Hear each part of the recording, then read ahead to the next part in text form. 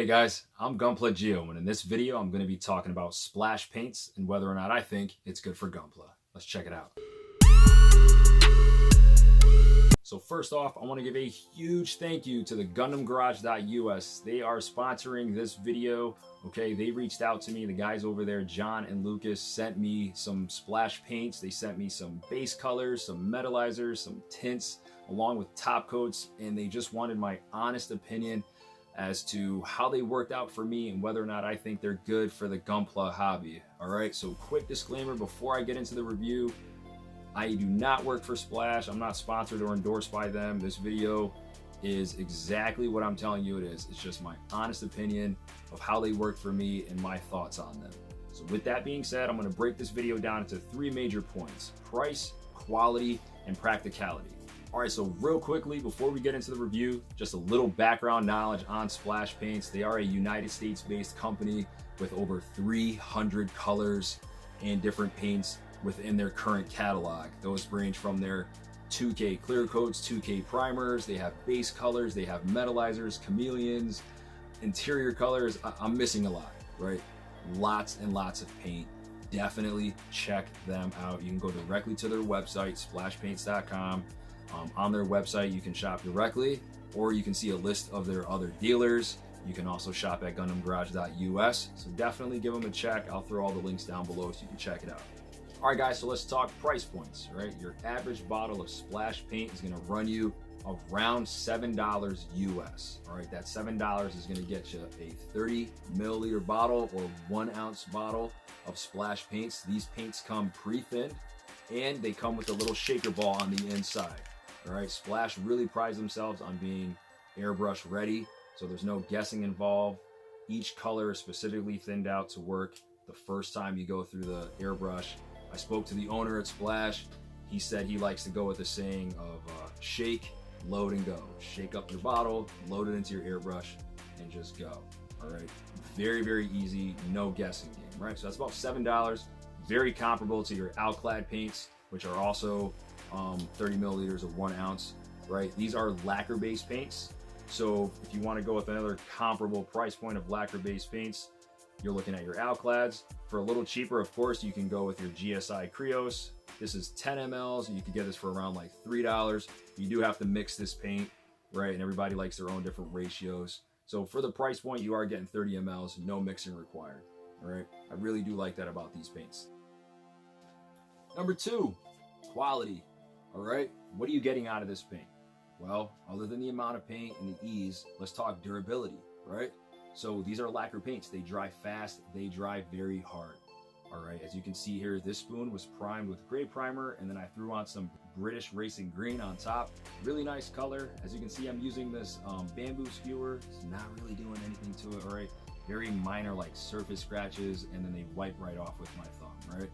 Banging it on my desk, no issue. Of course, if you go at it with a knife, it's gonna scrape, right? But other than that, I've had no issues with it. Not only is it really durable, you can also mask directly onto the paint, which in Alclad, as I noticed, and even some metallics with like the Mr. Hobby line, pulls right off. This is a metallic, this is titanium. I'm masking directly on top of it, pulling it off. No paint's coming with it, all right? I've assembled kits, I've moved them around. I've had no issues so far. Number three, practicality.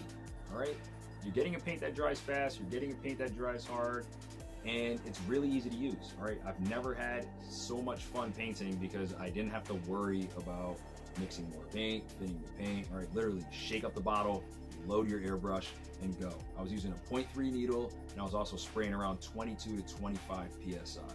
All right, so you can see here, I'm using 4GT Competition Blue right on top of a light gray primer. All right, cut me a little bit of slack. Spraying while looking at a camera is new to me. All right, but as you can see, really, really light passes, covers really, really well, really clean. All right, so if you're in the market, guys, or if you want to try them out, check these paints out. There's 300 different colors. They're all lacquer paints. They're super easy.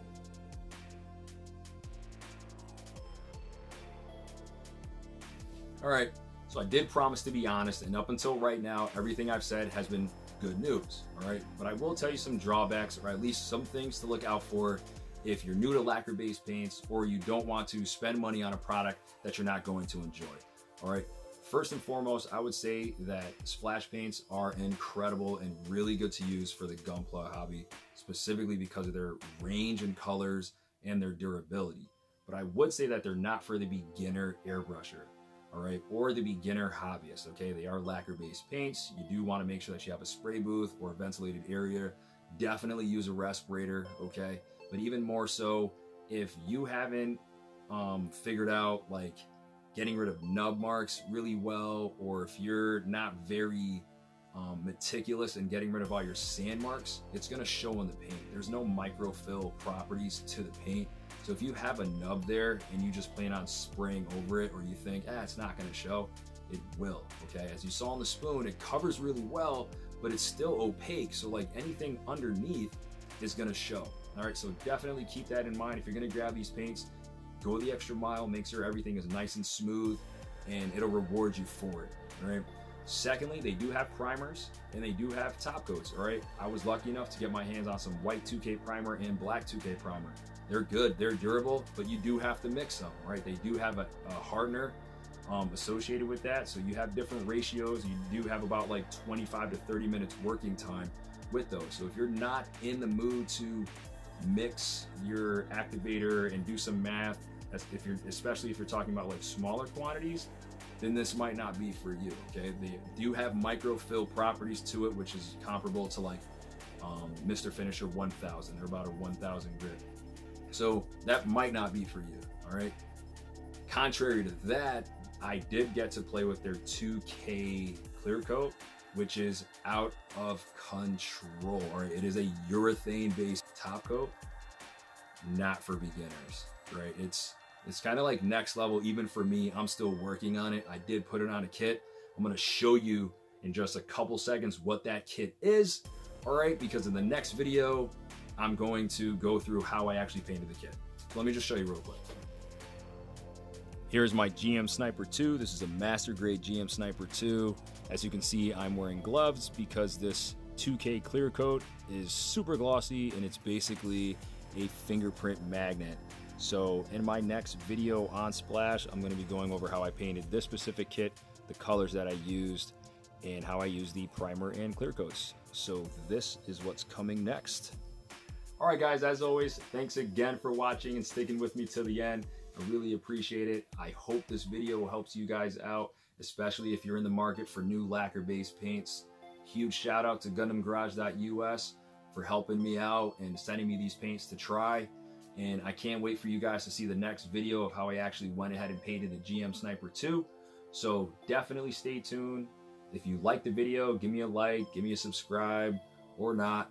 Drop a comment, let me know. I always get back to my comments, all right? So enjoy the hobby, build something awesome, guys, and I'll catch you on the next one.